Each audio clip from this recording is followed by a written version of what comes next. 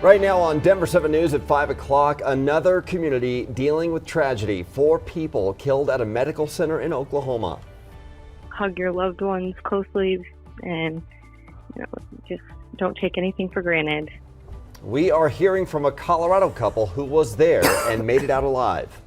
It looks all too real how this virtual reality program is helping officers here in the metro train for worst case scenarios. And we are hanging on to every letter right now at the Scripps National Spelling Bee. One Colorado student remains. This is unreal. I never expected to make it this far. Yeah, Vikram Raju here is preparing for the finals tonight. This is his 3rd time at the National Spelling Bee. We knew he was going to make it this far. I know, right? He his mind does not stop, so I hope he's able to relax in between rounds here. Good morning to you. I'm Brian Sanders. And I'm Nicole Brady. Katie LaSalle is here with a look outside. Hey, maybe a little warm up after some rainy days. Good morning, you guys. Yes, it'll warm up a lot today here across the state. It's a beautiful sunrise. A live look from our Viera wireless camera out near Fort Morgan. Your weather headlines for today: it's going to be sunshine and warmer temperatures. Daytime highs for the Denver metro area climbing to the low to mid 70s. Could see a few isolated storms, but a better chance come tomorrow afternoon. And then we'll warm up Friday through the weekend with daytime highs back to near 80 degrees. Outside right now, it's a mild morning, low 40s Littleton into downtown Denver, 45 degrees right now in Boulder under that mostly clear sky. We could see some areas of patchy fog early up north of Greeley. Otherwise, it's going to be mostly sunny skies through the mid-morning and early afternoon hours. Clouds increase slightly after about 3 o'clock, and best chance for picking up any storm activity will be south of Denver, Colorado Springs down through Trinidad until about 7 o'clock. Just about a 10% possibility of seeing one of those storms here in town. Then tonight into early tomorrow morning, a little more cloud coverage back to 80s, Jason, for Friday. And what a gorgeous sunrise we have going on for us, and a much drier drive than we had yesterday at this point. You can even see that we have melted off all the snow and the grass and the trees here at Genesee. The truckers are hanging out, having some breakfast in their rigs. That's the westbound and the eastbound side. Nice and dry for us here to the west. Take a look at the drive here at 6th Avenue. What a gorgeous sunrise. Look at downtown Denver. This is 6th Avenue. Looking at Sims Union right over here. Wide open for us here this morning. And you can see on the drive times, same thing with speeds on the high side in the 60s, even 70s out there. The construction a little bit lingering there on I-70, but to or from the airport, that looks good. Security wait time, though, is at about a half an hour right now inside DIA. Thanks, Jason. This morning, Oklahoma investigators are looking for a motive in our country's latest mass shooting. A Tulsa city council member told a local news station the shooter may have been targeting a specific doctor at the hospital. 4 people were killed and several others were hurt inside a physician's office building on the campus of St. Francis Health. Police say the shooter also is dead. We learned at least one Coloradan was in the building at the time. Jamie and Jay Thompson, both from Colorado, work at the center. In an interview with a radio station in her hometown of Steamboat, Jamie said her husband made it out unharmed. It's a clinic that my husband works in every day and knows these people, so it's just absolutely devastating to see this happen. And so far, we know a few people that didn't make it out, and these are just another one of those things that you never want to see happen. And it feels like we're seeing it more and more often, and this one really hit close to home. Yeah. Police say the shooter was armed with a rifle and a handgun. They have not released the name of the shooter nor any of the victims at this point. And this morning, we are finally hearing from the police chief of the Uvalde School District, where 19 students and 2 teachers were killed last week. Pedro Arredondo has faced criticism for making the decision not to breach the classroom and engage the shooter. CNN questioned him about when he plans to release information about decisions that day. We're not going to release anything. We have people in our community being buried, so we're going to be respectful. Investigators said Arredondo has not been cooperating with them, but he denied that. Also, we can't forget about this one. The 18-year-old accused of shooting and killing 10 black people at a Buffalo supermarket is set to be arraigned today. A grand jury charged him with domestic terrorism motivated by hate and 10 counts of first-degree murder. So with all of these recent mass shootings, you might be wondering what's being done to protect you. Yeah, Denver 7's Jessica Crawford is here with us. And Jessica, Denver police showed you really an inside look at how they're training to respond to these types of situations. They did, and that training puts a lot of focus on a topic that regularly comes up after mass shootings: mental health. I need medics code 10. I got an officer down. Clear. Here's a look at the Denver Police Department's virtual reality training. They can practice their responses to multiple different scenarios, from active shooters to scenes where they don't know what the problem could be.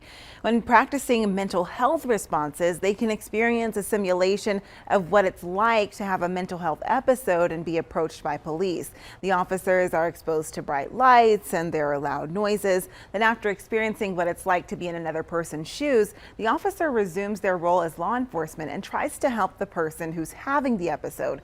Much of this training is about empathy and shoot or don't shoot scenarios, but there are also these mass shooter training simulations. All Denver police officers were required to complete the training starting last year as a part of the department's expanded training requirements. This, what we have here, is a 7-sided or 6-sided machine where now can almost be a 360.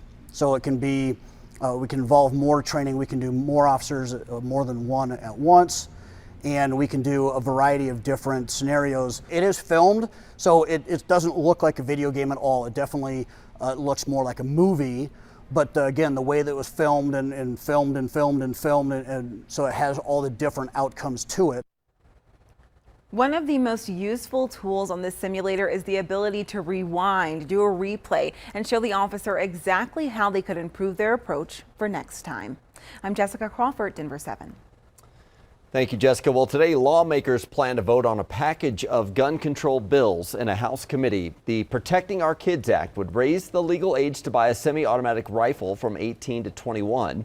It would also establish a new federal offense to manufacture, possess, or sell large capacity magazines, and it would create new laws about proper gun storage in the home. The act could pass the House, but it will likely not have enough votes in the Senate.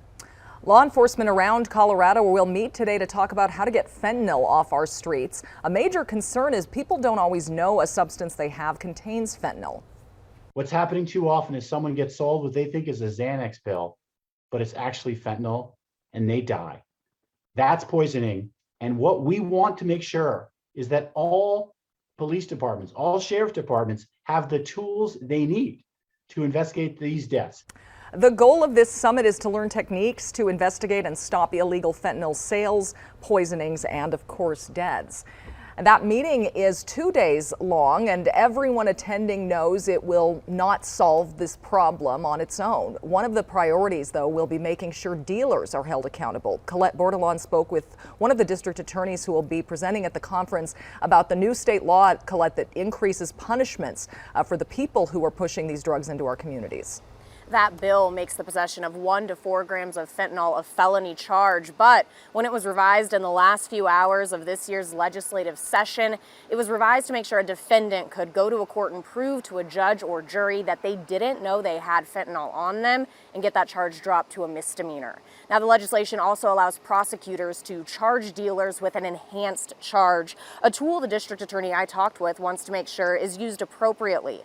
John Kellner of the 18th Judicial District says there will be growing pains with the new law because so many have varying opinions on the different provisions of it. Kellner was part of a group of district attorneys who believe the law didn't go far enough and says next session he and other prosecutors plan on asking for revisions. Some of the changes he wants to see: turning possession of any amount of fentanyl into a felony, removing probation eligibility for low-level dealers whose product causes death, and reworking the Good Samaritan portion of the law, which allows someone to report an overdose without fear of legal action. But Kellner says the way the law is written, that could apply to dealers too. As the bill was amended and changed, there's been an argument from those who oppose this legislation that it doesn't get to the root of the problems causing substance use disorder. But to say that this update to the law, the fentanyl bill, perpetuates the war on drugs is just patently false, and it disregards really what the justice system of the 2020s looks like. Since 2018, deaths related to drug overdoses have increased in Denver County year after year, peaking in 2021. For instance, last year, fentanyl actually made up half of all of those drug-related overdose deaths. Those numbers are from the Denver Medical Examiner's Office. Live this morning, Colette Bordelon, Denver 7. Thank you, Colette. It's game 2 for the Avs in the Western Conference Finals tonight. Game 1 was exciting and exhausting, and we were hoping for another win for the Avs as they take on the Oilers at Ball Arena. It's unclear whether the Avs will have goalie Darcy Kemper out there. He is still recovering after an upper body injury early in the second period Tuesday night. Head coach Jared Bednar says he already knew Kemper was hurting and told backup to be prepared to play. His fellow players believe he won't miss a beat, though. He's been outstanding for us all year. I don't think we have to change anything. We have the utmost confidence in him. He's a great team player, always trying to learn, always working hard on the details. We have tons of confidence in Frankie, so we're excited. And the puck drops tonight at 6. Well, if you're dreaming of the golf cart lifestyle, you may have to put that off a little longer. Why more Americans are delaying retirement. Gas prices continue to tick up in Colorado, but we're thankful we don't live in California. It could be worse. The eye-popping numbers at the pump at one station.